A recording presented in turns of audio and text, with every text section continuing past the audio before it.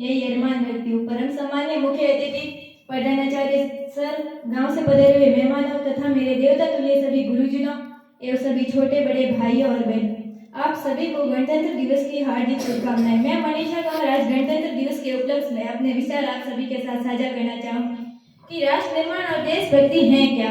राष्ट्र निर्माण और देशभक्ति है क्या। मैं नहीं मानती कि राष्ट्रगान के 52 सेकंड में खड़े होकर गाना और वंदे मातरम भारत माता के जोरों शोरों से नारे लगाना ही देशभक्ति है, क्योंकि महोदय ये वो स्थिति है जहाँ नीति नियम और नैतिकता जैसे मूल्य की धज्जियां उड़ाते लोग मुझे नजर आते हैं। ये वो स्थिति है जहाँ सत्य, धर्म, अहिंसा और सदाचार जैसे मूल्य कौड़ियों के भाव बेचते लोग मुझे नजर आते हैं। और महोदय ये वो स्थिति है जहाँ घर में दो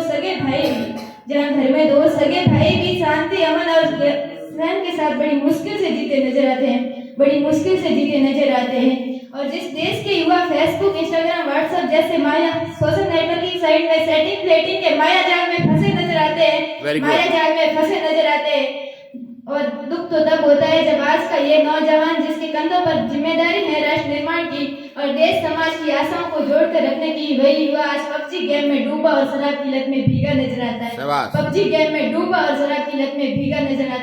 तो इन युवाओं से कहना चाहूंगी कि अब वक्त है तुम जाग जाओ। इससे पहले तुम्हारी ये नींद कहीं इस राष्ट्र को ही न ले डूबे। और एक सैनिक बनकर सेना में जाना ही देशभक्ति नहीं होती। आजादी के पूर्व बात कुछ और थी और आज बात कुछ और है।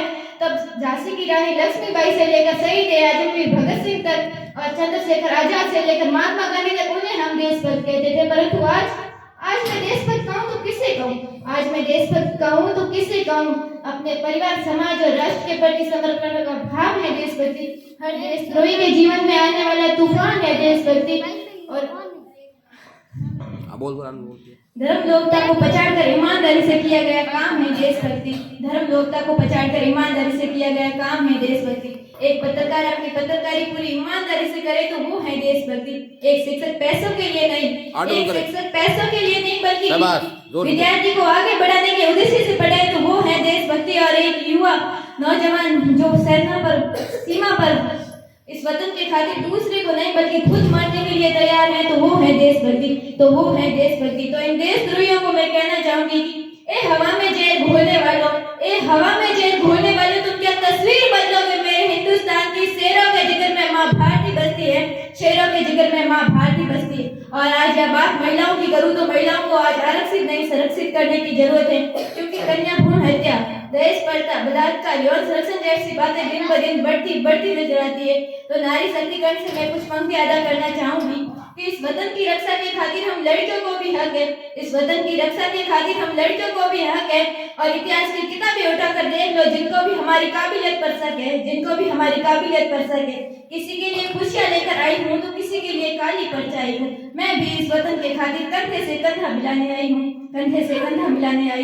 और भारत माँ की बेटी हूँ मैं, तैयार हूँ शर्त पर जाकर सीने में गोली खाने को। और एक माँ बनकर हर दर्द को सहजाना आता है, एक बहन, बेटी या पत्नी बनकर हर गम को छुपाना आता है। और रसोई में सिर्फ बेलन ही नहीं साहब, मुझे इस वतन के खातिर हथियार उठाना भी आता है। और आज यह बात राजनीति की करूँ तो राजनीति से मुझे कोई परहेज नहीं है, वरन परहेज है तो राजनेताओं के राज करने की नीति से। क्योंकि एक चुना गया उम्मीदवार राजा नहीं बल्कि सेवक होना चाहिए, जो जनता की हर समस्या का निदान कर सके और संसद में लड़ झगड़ कर नहीं बल्कि सोच समझ कर फैसले लिए जाएंगे, तब होगा हमारा राष्ट्र निर्माण संभव। तो इन राजनेताओं को दो लाइन कहना चाहूंगी कि जिन्हें हम हार समझ बैठे हैं गला अपना सजाने को, वही नाक बनकर बैठे हैं हमी को काट खाने को। और राजनीति, भ्रष्टाचार, काला धन इस देश के परम मुद्दे हैं। जहाँ इंसान तो चढ़ जाता है पर इंसानियत छोड़ खा जाती है। हमारा राष्ट्र निर्माण कब संभव होगा? जब एक गरीब की झोपड़ी बदलकर उसका अपना घर होगा।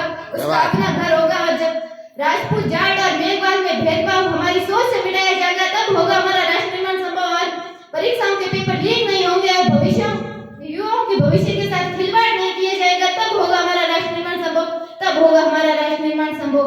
और अपनी तमन्ना और वाणी को विराम की ओर ले जाते हुए मैं बस इतना ही कहना चाहूंगी कि काश मेरी जिंदगी में भी शर्त